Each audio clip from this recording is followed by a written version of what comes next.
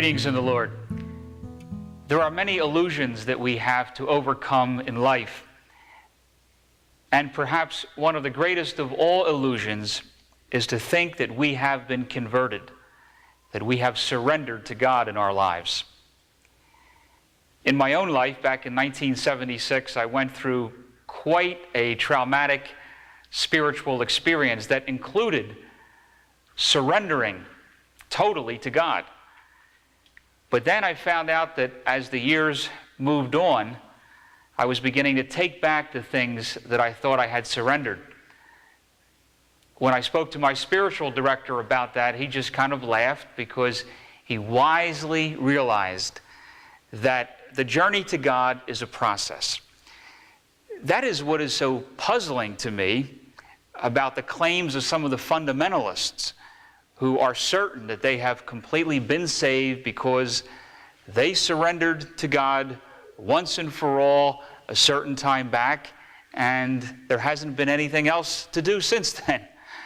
Well, that doesn't seem to be the experience of real people in the real world.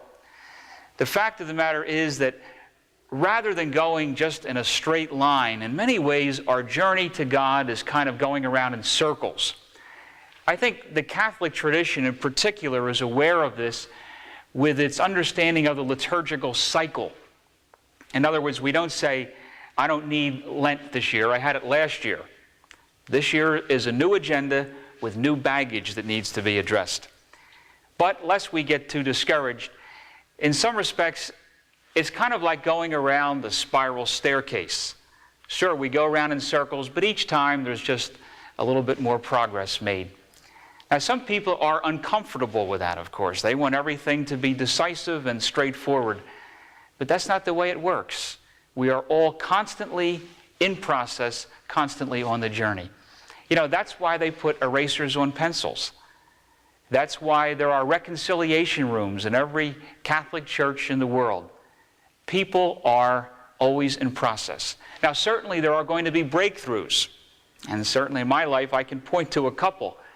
But just when we feel we've made a breakthrough and made some progress, then God tells us, hey, guess what? You have to start all over again.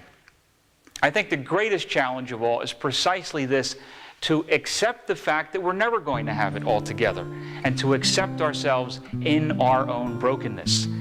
As wounded healers, then, confident that God can still use us, we can all get on with the business of living and loving.